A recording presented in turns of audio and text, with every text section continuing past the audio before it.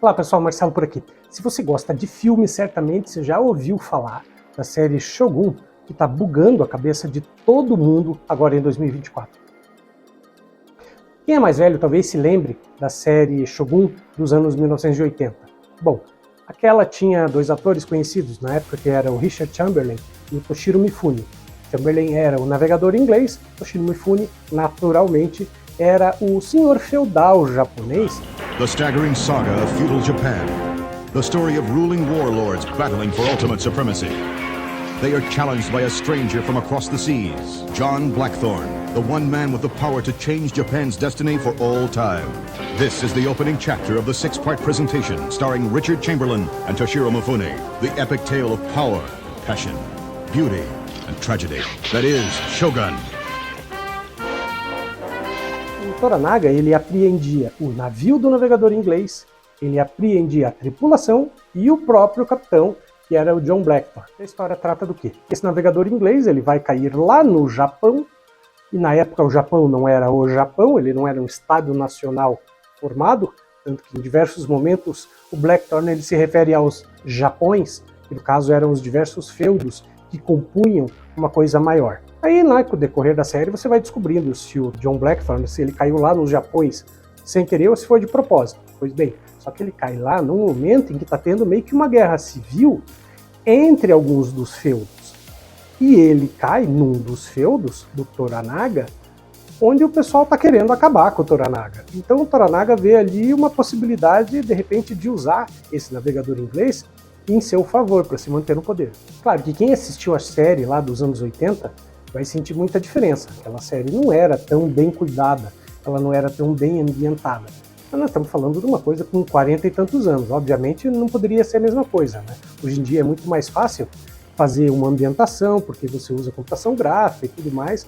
Só que mesmo assim, você vê em diversos canais, muitos críticos falando que tem uma coisa aqui errada, que tem uma coisa errada ali, não sei o quê. Especialmente os historiadores, dizendo que não era bem assim uma coisa, não era bem assim a outra coisa.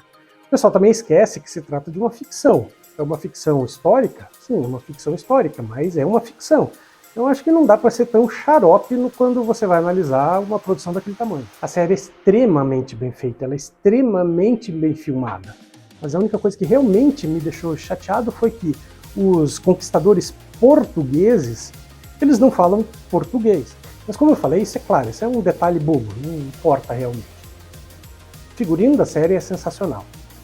Tem outra coisa que eu não gostei muito, tem muita gente falando disso, que é a atuação do Cosmo Jarvis, que é o ator que faz o Blackthorne. Olha, eu vi diversas entrevistas do Cosmo Jarvis. Ele aparentemente na série ele está interpretando ele mesmo, porque ele parece meio bobão daquele jeito mesmo. Ele é uma pessoa que não consegue se expressar direito, parece que o diálogo não sai, parece que ele não sei. Parece que ele fez bem o papel dele, parece que ele é ele mesmo ali no filme.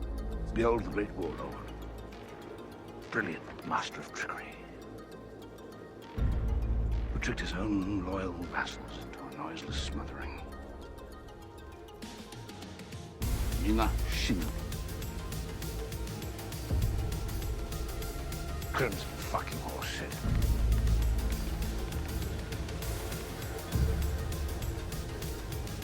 Então tem muita gente mais purista falando que se você quiser conhecer mesmo o Japão da época, você procure os filmes do Akira Kurosawa, etc. Ok, concordo. Só que são coisas distintas, são coisas e coisas. Uma coisa é uma coisa, outra coisa é outra coisa. O dado concreto é que essa adaptação do Shogun leva você para dentro do universo do Japão dos anos 1600. É verdade, leva mesmo. Uma das coisas que chama bastante atenção é a forma que o Blackthorne ele trata a cultura japonesa, porque num primeiro momento ele até diz, em dado episódio, ele fala assim, mas vocês ficam presos a esses rituais inúteis. E com o passar do tempo, quando ele pode já sair do Japão, mas ele mesmo desiste de sair do Japão, acontece o quê? Ele mesmo acaba sendo inserido naquela cultura. Então isso é traduzido de uma forma, isso é transposto de uma forma tão bacana, que você acaba por compreender tudo. Aquela ritualística que tem na cultura japonesa, a falta de ritualística que tem na cultura ocidental, como tanto ele vai se adaptando à cultura japonesa, quanto o próprio Toranaga vai se adaptando aos poucos ao que o Blackthorne tem para ensinar. Alguns especialistas estão até dizendo E de fato, as armas de fogo foram apresentadas pelo navegador inglês real, aquele da vida real, foram apresentadas ao shogun japonês e que a partir dali, ele mesmo, o shogun, passou a importar armas de fogo e isso deu para ele uma vantagem muito grande. Afinal de contas, por mais ninja que um ninja seja, ele está lutando com uma espada, enquanto você tem um cara ali com uma arma de fogo, atinge o cara de longe.